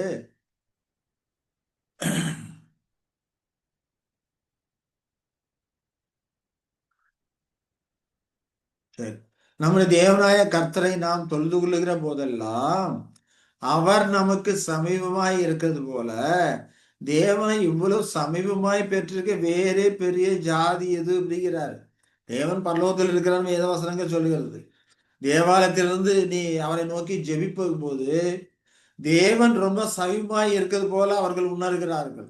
அருகாமையிலிருந்து அவர்கள் ஜெபத்தை கேட்பது போல உணர்கிறார்கள். அப்ப நாம தேவனாய கர்த்தரை ஜெபிக்கிற போது நோக்கி ஜெபம் பண்ணும் போது தொழுது கொள்கிற போதெல்லாம் அவர் நமக்கு சமீபமா இருக்கிறது போல தேவனை இவ்வளவு சமீபமாய் பெற்ற வேறு பெரிய ஜாதி எது அப்படின்னு சொல்லி கேட்கும்போது அவருடைய வல்லமைகளும் பண்புகளும் அருகாமையில் இருந்து செயல்படுவது போல நம்மிடத்துல செயல்பட்டு கொண்டிருக்கிறது அப்படிங்கிறத நாம இதன் மூலம் புரிந்து கொள்கிறோம். அதே போல 1 ராஜாக்கள் 8:27 பார்க்கிறோம். தேவன் மெய்யாகவே பூமியில் வாசம் பண்ணுவாரோ, இதோ வானாதி வானங்களும் வானாதி வானங்களும் உண்மை கொள்ளாதே, நான் கட்டின இந்த ஆலயம் எம்மாத்திரம். சாலமன் சொல்றாரு, நான் ஆலயம் கட்டியிருக்கேன், பிரம்மாண்டமான ஆலயம் தான் அவர் கட்டினது, அவ்வளவு செலவு பண்ணி இருக்கிறாரு. ஆனாலும் கூட வானங்களும் வானாதி வானங்களும் உண்மை கொள்ளாது, நான் கட்டின ஆலயம் சாதாரணம், இதெல்லாம் எம்மாத்திரம். ஆகையினால நாங்க ஜெபிக்கிறதுக்கு தான் இதெல்லாம் கட்டியிருக்கிறோம், வேற எதுக்கும் இல்லை அப்படிங்கிற மாதிரி அவர் சொல்றார். அதே போல அப்ப இதுல இருந்து என்ன தெரியுது? அவர் பூமியிலே கையினால் கட்டப்பட்ட ஆலயங்களே அவர் வாசம் பண்றதில்ல, பரலோகத்தில் இருந்தது கொண்டுதான் இந்த காரியங்களை செயல்படுத்தி கொண்டிருக்கிறார் அப்படிங்கிறத புரிந்து கொள்ளுகிறோம். அப்ப அப்போஸ்தலர் 7:48 49 வசனங்களை பார்த்தோம்னா, உன்னதமானவர் கைகளினால் செய்யப்பட்ட ஆலயங்களில் வாசமாயிரார். வானம் எனக்கு சிங்காசனம், பூமி எனக்கு பாதபடியுமா இருக்கிறது. எனக்காக நீங்கள் எப்படிப்பட்ட வீட்டை கட்டுவீர்கள்? நான் தங்கியிருக்க ஸ்தலம் எது என்று கேட்கிறார். வானம் எனக்கு சிங்காசனம், பூமி எனக்கு பாதபடி, எவ்வளவு பெரிய ஆலயத்தை உங்களால கட்ட முடியும்? அப்ப உன்னதமானவர் கைகளினால் கட்டப்பட்ட ஆலயங்களில் வாசமாயிறார். இப்ப தேவன் இஸ்ரவேலர்கள் கட்ட 3 தேவாலயங்களுமே அவர் வாசமாய் இல்லை. ஆனாலும் அவர்கள் தேவாலயத்திலிருந்து பண்ணக்கூடிய ஜபங்களுக்கு விண்ணப்பங்களுக்கும் செவி கொடுக்கும் போது அருகாமையில் இருப்பதாக உணர்கிறார்கள். அருகாமையில் இருந்து அவரை கேட்பதாக உணர்கிறார்கள். இதுதான் அங்க காரியமா இருக்குது. அப்படி வல்லமைகளும் பண்புகளும் எல்லா இடங்களிலும் இவ்விதமாக செயல்படக்கூடியதா இருக்கிறது. அருகாமையில் செய்யறது போல செயல்படக்கூடியதா இருக்கிறது. இதுதான் அவருடைய சர்வ வியாபகமாக இருக்குது. அவர் இருத்தலுக்குரிய சர்வ வியாபகமாக இருக்குது அப்படின்னு சொல்லி வேதாந்த மூலமாக நம்ம புரிந்து கொள்ளுகிறோம். அதே போல அப்போஸ்தலர் 17:24 சொல்றாரு. 17:24 உலகத்தையும் அதில் உள்ள யாவற்றையும் உண்டாக்கின தேவனானவர் வானத்திற்கு பூமியும் ஆண்டவராய் இருக்கிறபடியால் கைகளினால் கட்டப்பட்ட கோவில்களில் அவர் வாசம் பண்ணுகிறதில்லை என்று தெளிவாக சொல்லப்படுது. இப்ப இன்னைக்கு பார்த்தா இது தேவாலயம் அப்படின்னு சொல்லி அதை அப்படியே பெருசா இது பண்ணிட்டு இருப்பாங்க இல்லையா? அதை போய் பூஜை பண்ணிக்கிட்டு இருப்பாங்க. அது தேவாலய பிரதிஷ்டைன்னு சொல்லி அதை விசேஷமா கொண்டாடி கொண்டு இருப்பாங்க இல்லையா? ஆனா எங்க ஆண்டவர் என்ன சொல்றாரு? கைகளால் கட்டப்பட்ட கோயில்கள் வாசம் பண்ணுகிறது இல்ல. அதெல்லாம் ஜெபிப்பதற்கான ஒரு இடம் என்பதை நாம் கருத்தில் கொள்ள வேண்டும். அப்ப ஜெபம் பண்ணும் அங்கிருந்து ஜெபம் பண்ணும்போது தேவன் அருகாமையிலிருந்து கேட்பது போல அந்த ஜெபத்தை எல்லாம் கேட்கக்கூடியவராக இருக்கிறார். அப்ப அவருடைய வல்லமைகளும் பண்புகளும் அருகாமையில் செயல்படுவது போல எல்லா இடத்திலும் அது செயல்படக்கூடியதாக இருக்குது அப்படிங்கிறத நம்ம புரிந்து கொள்ளுகிறோம்.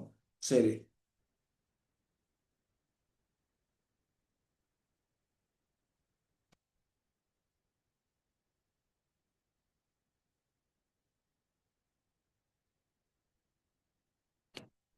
அப்ப அவருடைய வல்லமைகளும் பண்புகளும் ஆகாய மண்டலங்கள் மட்டும் எட்டு கட்டுப்படுத்த முடியக்கூடாதபடி இருக்குதோ? இல்ல. எல்லா இடங்களும் அவருடைய வல்லமைகளும் பண்புகளும் செயல்படக்கூடியதா இருக்கிறது.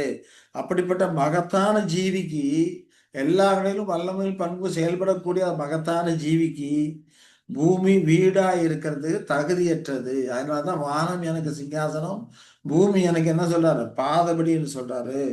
அப்ப அவருடைய சர்வ வியாபகம் அப்படிங்கிறது அவரது வல்லமைகள் மற்றும் பண்புகள் செயல்படுவதில் இருக்கக்கூடிய அந்த சர்வ வியாபக தன்மையை தான் போதிக்கக்கூடியதாக இருக்குது அப்படின்னு சொல்லி நாம இந்த காரியங்களை குறித்து நாம புரிந்து கொள்ளுகிறோம். அடுத்ததா பார்த்தோம்னா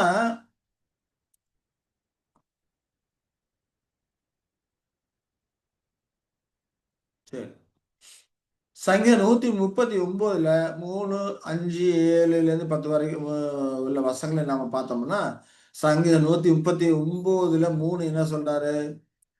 நான் நடந்தாலும் படுத்திருந்தாலும் என்னை சூழ்ந்திருக்கிறீர், என் வழிகள் எல்லாம் உமக்கு தெரியும் அப்படிங்கிறாரு. அப்ப ஒரு மனிதன் நடந்தாலும்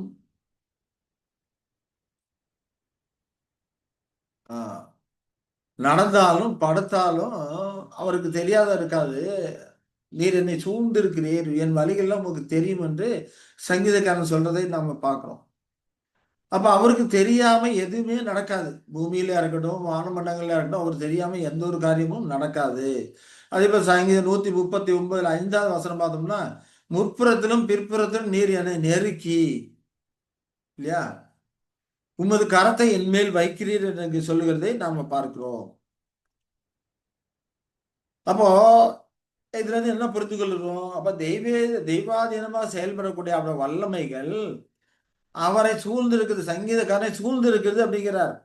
முற்புறத்திலும் பிற்புறத்திலும் நீர் என்னை நெருக்கிற அப்படிங்கிறப்போ உமது பாதுகாவலினாலே உமது கரத்தை தேவனுடைய என் மேல் வைக்கிறீரே, நீர் என்னை அந்த அளவுக்கு பாதுகாத்து முற்புறத்திலும் பிற்புறத்திலும் நீர் என்னை நெருக்கி உமது கரத்தை என் மேல் வைக்கிறீர் அப்படிங்கிறப்போ அந்த விதமாக நான் முற்புறத்தும் பின்புறத்திலும் நீர் என்னோட கூட இருந்து உமது கரத்தை என் மேல் வைக்கிறீர் அப்படிங்கிறப்ப என்னை பாதுகாத்து கொண்டு வருகிறீர். இப்ப கர்த்தருடைய பிள்ளைகளை தேவன் இவ்விதமாக பரலோகத்தில் இருந்து கொண்டு பாதுகாக்கக்கூடிய காரியங்களிலே அவருடைய வல்லமைகளும் பண்புகளும் அருகாமையிலிருந்து செயல்படுவது போல அங்க செயல்பட்டு கொண்டு இருக்கிறது அப்படிங்கிறத நாம புரிந்து கொள்கிறோம். அதே போல 7வது வசனம் சங்கீதம் 139 7வது வசனம் சொல்லும்போது உம்முடைய ஆவிக்கு மறைவாக எங்கே போவேன், உம்முடைய சமூகத்தை விட்டு நான் எங்கே ஓடுவேன் அப்படிங்கிறார். அப்ப ஆவிக்கு அப்படிங்கிறப்ப வல்லமை இல்லையா? இப்ப வல்லமை பண்புகள் எல்லா இடத்தும் செயல்பட்டு கொண்டு இருக்கிறது. அப்படிங்கிறப்போ அந்த வல்லமைகள் பண்புகளுக்கு மறைவா நான் எங்கே போக முடியும்? எங்கே மறைவா போக முடியும்? மூது சமூகத்தை விட்டு நான் எங்கே ஓடுவேன்? எல்லா இடத்துலும் மூது வல்லமைகள் பண்புகள் செயல்பட்டு கொண்டு இருக்கிறது. எல்லா இடத்துலும் மூது சமூகம் எல்லா இடத்துலும் இருக்குது. அப்படிங்கிற மூது சமூகத்தை விட்டு நான் எங்கே ஓடுவேன்? அங்கே அதற்கு மறைவாக எங்கே போவேன்? எங்கே ஓடுவேன்? உமது மகிமையான செயல்களால் எல்லாத்தையும் நடப்பிக்கிறீரே அப்படின்னு சொல்லிட்டு சங்கீதக்காரன் சொல்றதே பார்க்கிறோம். அதே போல 8ஆம் வசனம் பார்த்தோம்னா, நான் வானத்துக்கு ஏறினாலும் நீர் அங்கே இருக்கிறீர், நான் பாதாளத்தில் படுக்கை போட்டால் நீர் அங்கேயும் இருக்கிறீர் என்று அங்கே சொல்லுகிறார். இப்போ வானத்துக்கு ஏறினாலும் உங்களுக்கு வல்லமையிலும் பண்புகளும் அங்கேயே செயல்படக்கூடியதா இருக்குது. பாதாளத்துல படுக்கை போட்டு நான் மரண நித்திரை போனாலும் என்னை மறுபடியும் என்ன பண்ணுவாரு, உயிரோடு கொண்டு வரக்கூடியவரா இருக்கிறீரு. அப்ப அங்கேயும் நீ இருக்கிறீர், உயிரோட மறுபடியும் நான் கொண்டு வரக்கூடிய உயிர் தலை வைக்கக்கூடியவரா இருக்கிறீர். அங்கேயும் உமது கரம் இருக்கிறது, அங்கேயும் நீர் இருக்கிறீர், வானத்திலே இருக்கிறீர், பூமியிலும் இருக்கிறீர், பாதாளத்தில் இருந்தாலும் அங்கேயும் இருக்கிறீர், உமது வல்லமையில் பண்புகளும் செயல்பட்டு என்னை மேற்பட உயிரோட கொண்டு வரக்கூடியவரா இருக்கிறீர் என்று அங்கே சொல்லுகிறதை நாம் பார்க்கிறோம். அது மட்டும் இல்லாம, நான் விடியற் காலத்து செட்டைகளை எடுத்து சமுத்திரத்தின் கடையாந்தரங்களில் போய் தங்கினாலும் என்று அங்கே சொல்லுகிறார். விடிய காலத்தில் செட்டைகளைன்னா எதை குறிக்கூடியதா இருக்கு? விடியற் காலங்கிறது சூரியன் உதிக்கிற காரியத்தை குறிக்கக்கூடியதா இருக்கு இல்லையா? அப்ப சூரியன் உதிக்கக்கூடிய இடம் கிழக்கு. சமுத்திரத்தின் கடையாந்தரம் அப்படின்னு சொல்லி பார்க்கும்போது, மத்திய தரைக்கடல் வந்து பாலஸ்தீனத்துக்கு மேற்கே இருக்கக்கூடியதா இருக்குது. அதாவது பூமியின் முடிவு முடிவாக அது இருக்கிறது. கிழக்கே சூரியன் உதிக்கும் திசையிலிருந்து சமுத்திரத்துக்கு கடைசியில மறைகிற திசை வரைக்கும் அவருடைய வல்லமையிலும் பண்புகளும் செயல்பட்டு கொண்டிருக்கிறது. எங்கே போய் தங்கினாலும், விடிகால சட்டைகள் எடுத்து சமுத்திரத்தின் கடையாந்தரில் போய் தங்கினாலும் அங்கேயும் உமது கரம் என்னை நடத்தும், உமது வலது கரம் என்னை பிடிக்கும் என்று சொல்றாரு. அப்போ அவருடைய வல்லமையிலும் பண்புகளுக்கு மறைவாக எங்கேயுமே போக முடியாது. கர்த்தர் பிள்ளைகள் எங்கே இருந்தாலும் அவர்களை அது பாதுகாக்கக்கூடியதா இருக்குது அப்படின்னு சொல்லி அங்க சங்கீதக்காரன் அழகா சொல்லுகிறாரு. அப்ப இப்பகுதியில அவர் ஜனங்கள் சார்பில் இப்பகுதியிலிருந்து நமக்கு என்ன புரியுது? கர்த்தர் அவருடைய ஜனங்கள் சார்பில் செயல்படக்கூடிய அவரது வல்லமைகளும் பண்புகளும் அழகாக இங்கே அவர் வர்ணிக்கிறாரு அப்படிங்கிறத நாம புரிந்து கொள்கிறோம். அதே போல எரேமியா தீர்க்கதரிசி சொல்லும்போது எரேமியா 23ல 23, 24 வசனங்கள் நம்ம படிச்சோம்னா, நான் சமீபத்திற்கு மாத்திரமா தேவன், தூரத்திற்கும் தேவன் அல்லவா என்று கர்த்தர் சொல்லுகிறார் அப்படின்னு சொல்லி தீர்க்கதரிசி சொல்றார். யாவனாயிலும் தன்னை நான் காணாதபடிக்கு மறைவிடங்களில் ஒளித்துக் கொள்ளக்கூடுமோ என்று கர்த்தர் சொல்லுகிறார். நான் வானத்தின் பூமியை நிரப்புகிறவர் அல்லவா என்று கர்த்தர் சொல்லுகிறார் அப்படிங்கிறார். அப்ப என்ன அர்த்தம்? நான் சமீபத்திற்கு மாத்திரமல்ல, தூரத்திற்கும் தேவன் தான். எல்லா இடத்திலும் அவருடைய வல்லமைகளும் பண்புகளும் செயல்படக்கூடியதாய் இருக்குது. அப்படிப்பட்ட வல்லமையுள்ள ஒரு தேவனாக அவர் இருக்கிறார். தேவன் காட் அப்படின்னாவே என்னது? வல்லமையுள்ள ஒருவர் என்று அர்த்தம். அப்ப நான் சமீபத்திற்கு மாத்திரமா தேவன், தூரத்திற்கு தேவன் அப்படிங்கிறப்போ சமீபத்துல மாத்திரம் அல்ல, தூரத்திலும் எனது வல்லமைகளும் பண்புகளும் செயல்படக்கூடியதா இருக்குது. யாரும் தன்னை காணாதபடிக்கு மறைவிடங்களில் எனக்கு நான் காணாதபடி மறைவிடங்களிலே ஒளித்துக் கொள்ள முடியாது. ஏன்னா வானத்தின் பூமி நான் நிரப்புகிறவர், வானம் பூமி எல்லா இடத்திலும் என்னுடைய வல்லமைகளும் பண்புகளும் செயல்பட்டு கொண்டிருக்கிறது அப்படிங்கிறத அங்கே சொல்றதை நாம் பார்ப்போம். அப்ப தேவனுடைய சரீரம் ஒரே நேரத்தில் ஒரு குறிப்பிட்ட இடத்தில் மட்டுமே இருக்கிறது.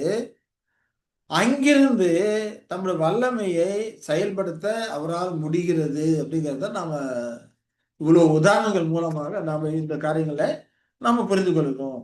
அப்ப எவனுமே தன்னை நான் காணாதபடிக்கு மறைவிடங்களில் ஒளித்துள்ள குடும்பம் என்று கர்த்தர் சொல்லுகிறார் அப்படிங்கிறப்போ, சரீர ரீதியாக ஒரு நேரத்தில் ஒரு இடத்தில் இருந்த போதிலும் கூட எல்லா இடத்திலும் இருக்கக்கூடிய ஒவ்வொன்றையும் அவரால் காணும்படிக்கு செய்கிறது. ஆனா வல்லமைகளும் பண்புகளும் அவ்விதமாக இருக்கக்கூடியதா இருக்குது. எங்கே போய் ஒளிஞ்சாலும் அவரால் காணக்கூடியதாக இருக்குது அப்படின்னு சொல்லி நாம இந்த காரியங்களை குறித்து புரிந்து கொள்ளுகிறோம். சரி, அதனால்தான் நான் வானத்தின் பூமியும் நிரப்புகிறவர் என்று அங்க சொல்லுகிறதை பார்க்கிறோம். அப்ப இவரது வல்லமைகள் பண்புகளும் பிரபஞ்சம் முழுவதுமே நிரம்பி இருக்கிறது அப்படிங்கிறத தெளிவாக அங்கே உணர்த்துகிறாரு. அவர் சரீரத்தால் எங்கும் வியாபித்தில்லை. அப்ப இதுல மூலம் நமக்கு என்ன தெரியுது? சரீர பிரகாரமாக எங்கும் அவர் வியாபித்ததில்லை. அவர் சரீர பிரகாரமாக பரலோகத்தில் தான் இருக்கிறாரு. பரலோகத்தில் இருந்தாலும் கூட அங்கே இருந்து அவருடைய வல்லமையாலும் பண்புகளாலும் எல்லா இடங்களிலும் அவரால் என்ன பண்ண முடியுது? கிரியை நடப்பிக்க முடிகிறது. அருகாமையிலிருந்து செயல்படுவது போல அவரால் செயல்பட முடிகிறது. அருகாமையிலிருந்து பார்ப்பது போல அவரால் எல்லா இடத்துலையும் பார்க்க முடிகிறது. பூமியின் ஆழத்துல என்ன இருக்குது என்ற காரியங்களை அவரால் என்ன பண்ண முடியுது? கண்ணுக்கு முன்னா இருந்து பார்ப்பது போல அவரால் பார்க்க முடிகிறது. அப்ப இந்த விதமாக அவருடைய வல்லமையின் பண்புகள் இயக்கத்தின் மூலமாக அவர் என்ன பண்றாரு? எல்லா இடங்களிலும் வியாபித்து இருக்கிறார். அவருக்கு மறைவா எதுவுமே இல்லை அப்படின்னு சொல்லி நம்ம பார்க்கிறோம் இல்லைங்களா? சரி. அதே போல மத்தேயு 28:20 அதுல நாம பார்க்கும்போது இயேசுவானவர் என்ன சொல்றாரு? நான் உங்களுக்கு கட்டளையிட்ட யாவையும் அவர்கள் கைக்கொள்ளும்படி அவர்களுக்கு உபதேசம் பண்ணுங்கள். இதோ யுகத்தின் முடிவு பரியந்தம் சகல நாட்கள் நான் உங்களுடனே கூட இருக்கிறேன். இங்க உலகத்தின்னு சொல்லி போட்டிருக்கோம். ஆங்கிலத்தில் பண்ணலாம் ஏஜ்னு கொடுத்திருக்கோம். அப்ப யுகத்தின் முடிவு பரியந்தம் சகல நாட்கள் நான் உங்களுடனே கூட இருக்கிறேன் அப்படிங்கிறார் இல்லையா? அப்போ தேவனின் இருத்தல் அப்படிங்கிறது தம்முடைய ஜனங்களுடன் அதே இடத்துல உடன் இருக்காம, சரீரப்பிரமாக உடன் இல்லாம, அனுதாபமாக, உதவிகரமாக, பாதுகாப்பாக அவருடைய பண்புகளும் வல்லமைகளும் எல்லா இடத்திலும் செயல்படக்கூடியதா இருக்குது. அந்த விதத்திலே அவர் அருகாமையில இருக்கிறாரு. யுகத்தின் முடிவு பரியும் சகலனுக்கும் கூட இருக்கிறார் அப்படிங்கிறப்போ அவர்களுடைய வல்லமையால, பண்புகளால அருகாமையில் இருப்பது போல அவர்கள் இருக்கிறாரு. அப்ப யெசுவா சுவிசேஷ யுகம் முழுவதுமே பரலோகத்துல தான் இருந்தான்னு நம்ம படிக்கிறோம். உலக தோற்றம் முதல் தேவன் தம்முடைய பரிசுத்த தீர்க்கதரிசி எல்லாருடைய வாக்கினாலும் உரைத்தவைகள் எல்லாம் நிறைவேறி தீர்காலங்கள் வருமானமும் பரலோகம் அவரை ஏற்றுக்கொள்ள வேண்டும். பரலோகத்துல தான் அவர் இருக்கிறாரு. யெசுவா கிறிஸ்துவும் பரலோகத்துல தான் இருக்கிறாரு. ஆனாலும் தேவனுடைய பண்புகளும் வல்லமைகளும் செயல்படுத்தக்கூடியவராக இருக்கிறாரு. செயல்படுத்தும்படிக்கு தம்முடையவர்களோடு கூட இருப்பது போல அவர் இருக்கிறார் சொல்லி நாம அந்த காரியங்களை நாம புரிந்து கொள்கிறோம் இல்லைங்களா?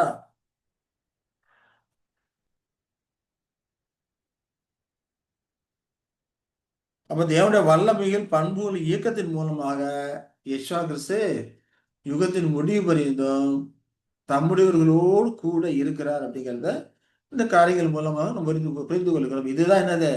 தேவனுடைய சர்வ வியாபக தன்மையாக இருக்கிறது. வேதாகம் சொல்லப்படக்கூடிய சர்வ வியாபக தன்மை இதுவா இருக்குன்னு சொல்லி பார்க்கணும். அதே போல அப்போஸ்தலர் 17:24 பார்த்தோம்னா, உலகத்தையும் அதில் உள்ள யாவற்றையும் உண்டாக்கின தேவனானவர் வானத்திற்கும் பூமிக்கும் ஆண்டவராய் இருக்கிறபடியால் கைகளினால் கட்டப்பட்ட கோவில்களில் அவர் வாசம் பண்ணுகிறது இல்லை. அப்போ கைகளால் கொட்டப்பட்ட கோவில்களில் அவர் வாசம் பண்ணுகிறது இல்லை. இது எல்லாத்தையும் உண்டாக்கினார் அவர் தான். வானத்துக்கும் பூமிக்கும் அவர் தான் ஆண்டவராக இருக்கிறார். எல்லா இடத்துலையும் அவரோட ஆளுகை இருக்கிறது. எல்லா இடத்துலும் ஆண்டவரா இருக்கிறாருன்னா என்ன அர்த்தம்? ஆளுகை பண்ணக்கூடியவரா இருக்காரு. வானத்திலும் பூமியிலும் எல்லா இடத்தையும் அவர் ஆளுகை பண்ணக்கூடியவரா இருக்கிறாரு. இப்ப ஆளுகை பண்ணக்கூடியவரா இருந்தாலும் கூட ஒரு இடத்தில் இருந்து கொண்டு எல்லாத்தையும் அவரால் ஆள முடிகிறது. அப்ப கையினால் கட்டப்பட்ட கோயில்களில் அவர் வாசம் பண்ணுகிறது என்று சொல்லி பார்க்கிறோம். உதாரணத்துக்கு பார்த்தோம்னா பூமியில ராஜாக்கள் இருக்கிறாங்க. ராஜாக்கள் தங்களுடைய ராஜ்யங்களை விஸ்தாரமாக ஆண்டு கொண்டு இருக்கிறாங்க. உலகம் முழுக்க ஆண்ட ராஜாக்கள்லாம் இருக்கிறாங்க இல்லைங்களா? அப்ப தங்களுடைய ராஜ்யங்களை எல்லாத்திலும் விசமா ஆளு கொண்டிருந்தாலும் கூட ராஜ்யத்தின் எல்லா இடத்திலும் அவர்கள் சரியபரமாக அவர் இருந்து ஆளல. யாரு? ராஜாக்கள் ஒரு இடத்துல இருக்கிறாங்க. ஒரு இடத்துல இருந்து கொண்டு அவர்கள் பூமி எங்கும் அரசாட்சி பண்ணி கொண்டு இருக்கு. எல்லா இடத்துலையுமே அரசாட்சி பண்ணி கொண்டு இருக்கிறாங்க. அவருடைய ஆளுகை அப்படிங்கிறப்போ ராஜா ஒரு இடத்துல தான் இருக்கிறார். ஆனா அவருடைய வல்லமைகள், அவருடைய அதிகாரம் இது எல்லாமே எல்லா இடத்துலையும் கிரியை நடப்பித்துக் கொண்டு இருக்கிறது. அதன் மூலமாக அவர் ஒரு இடத்துல இருந்து கொண்டு எல்லாவற்றையும் ஆட்சி பண்ணி கொண்டிருக்கிறார், ஆளுகை பண்ணி கொண்டிருக்கிறார் என்பதை நாம பார்க்கிறோம். அப்ப ராஜா தன்னுடைய பலத்தினாலே, அதிகாரத்தினாலே, வல்லமையினாலே என்ன பண்றாரு? எல்லா இடத்திலும் ஆளுகை பண்ணி கொண்டிருக்கிறார். ஆனா ஒரு இடத்துல தான் அவரு இருக்கிறாரு அப்படின்னு சொல்லி பார்க்கிறோம். அப்ப தேவனும் சரீரத்துல எங்கும் இருந்து ஆளுகை செய்ய வேண்டிய அவசியம் கிடையாது. ஆனா எங்கும் பரவி இருக்கிற அவருடைய பலத்தினால, அதிகாரத்தினால, அவருடைய பண்புகளால என்ன பண்றாரு? எல்லா இடத்திலும் அவர் ஆளுகை செய்து கொண்டிருக்கிறார். அதனாலதான் கைகளால் கட்டப்பட்ட தேவாலயத்தில் அவர் வாசம் பண்ணுகிறது இல்லை. பரலோகத்தில் இருந்து கொண்டே எல்லாத்தையும் அவர் என்ன பண்ண முடியும்? பார்க்க முடியும், கேட்க முடியும், முகர முடியும், எல்லாத்தையும் செயல்படுத்த முடியும். எல்லா இடத்துலையும் அவரால் அருகாமையில் இருந்தது போல செய்ய முடியும் அப்படிங்கிறத வேத வசனங்கள் மூலமாக அவருடைய உன்னதமான அந்த இருத்தலுக்கான நிலை, சர்வ வியாபகத்தை நாம புரிந்து கொள்ளுகிறோம். அப்போ பரலோகத்தில் இருக்கிற தேவன் சரீரத்தினால் ஒவ்வொரு இடத்திலும் பிரசன்னமாய் இருப்பதில்லை அப்படிங்கிறத தெளிவாக நாம் புரிந்து கொள்ளுகிறோம். சரி, அதே போல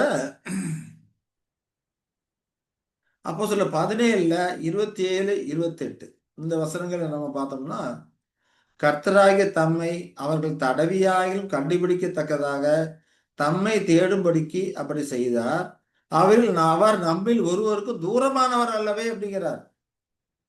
ஏன்னா அவருக்குள் நாம் விளைகிறோம், அவருக்கு அசைகிறோம், இருக்கிறோம் இல்லையா?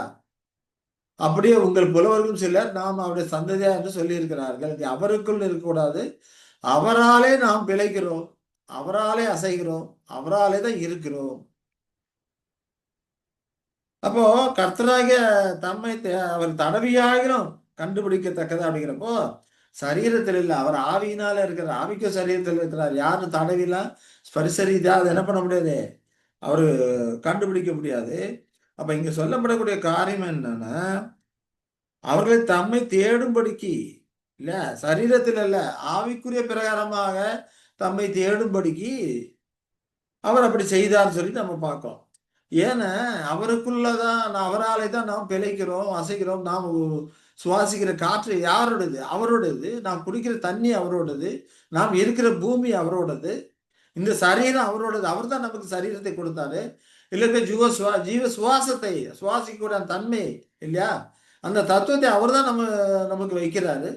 இதெல்லாம் அவருடையதா இருக்குது. அப்ப அவரால் தான் நாம் பிழைக்கிறோம், அவரால் தான் நாம் அசைக்கிறோம், அவரால் தான் நம்ம இருந்து இதெல்லாம் நம்மிடத்தில் அவர் செயல்பட்டு கொண்டிருக்கிறாரு. எல்லாம் எங்கிருந்து? பரலோகத்தில் இருந்து கொண்டு இப்படி எல்லா இடத்திலும் வல்லமைகளும் பண்புகளும் எல்லா இடத்திலும் எல்லா மேலும் அது செயல்பட்டு கொண்டுகிறதா இருக்கிறது, செயல்படுகிறதா இருக்குது என்பதை நம்ம புரிந்து கொள்கிறோம். அப்ப அவரது வல்லமையால பண்புகளால தான் தம்முடைய பிள்ளைகளை அன்பால கரிசனையாக நடப்பிக்கிறாரு அப்படிங்கிறத இந்த காரியங்கள் மூலமாக நாம புரிந்து கொள்கிறோம்.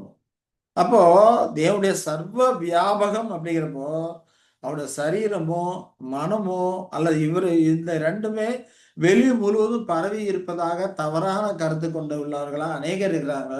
இது அப்படியானதான ஒரு காரியம் அல்ல. அவரது வல்லமைகள் பண்புகள் அண்ட சராசரங்கள் எல்லாத்திலுமே முழுமையாக பரம்பி நிரம்பி இருக்கிறது. முழுமையாக பரம்பி நிரம்பி இருக்கிறதுனா எல்லா இடத்துலும் அவரால் செயல்பட முடியக்கூடியதா இருக்குது. வானத்திலும் செயல்பட முடியக்கூடியதா இருக்குது, பூமியிலும் செயல்பட முடியக்கூடியதா இருக்குது, வல்லமையின் பண்புகளும் செயல்படக்கூடியதா இருக்கிறது. எல்லாமே அவர் கண் முன்னாம அருகாமையிலிருந்து செய்தால் எப்படி செய்ய முடியுமோ அதுபோல பரலோகத்தில் இருந்தே எல்லாத்தையும் செயல்பட வைக்க அவரால் முடிகிறது. அவருடைய பார்வை அவ்வளோ உன்னதமான ஒரு பார்வையா இருக்கிறது, கூர்மையான ஒரு பார்வையா இருக்கிறது. பூமிக்குள்ள இருக்கிறது பார்க்கக்கூடியவராக இருக்கிறாரு. நம்முடைய சரீரத்தில் உள்ள ஒவ்வொரு அவயங்களும் அவருக்கு தெரியுது. எல்லாமே நிர்வாணமா இருக்குது அப்படின்னப்ப எல்லாம் அவருக்கு வெளிச்சமா திட்டத்தை எல்லாம் தெளிவாக இருக்கக்கூடியதாக இருக்குது என்று நாம பார்க்கிறோம். அவருக்கு மறைவான காரியம் எதுவுமே கிடையாது. எல்லா இடத்துலும் வல்லமைகள் பண்புகளும் பரம்பி நிரம்பி வேலை செய்யக்கூடியதா இருக்கிறது. இதுதான் அவருடைய சர்வ வியாபக தன்மை அப்படிங்கிற காரியங்களை குறித்து நாம புரிந்து கொள்கிறோம். சரி, இப்ப நாம இது வரைக்கும் பார்த்த காரியங்கள் பார்த்தோம்னா தேவனுடைய சர்வ வியாபக தன்மையை குறித்து நம்ம பார்த்தோம். இது அவருடைய இருத்தலுக்கான ஒரு இயல்பாக இருக்கிறது. கர்த்தர் சித்தமானால் இன்னும் 2 காரியங்கள் இருக்கிறது.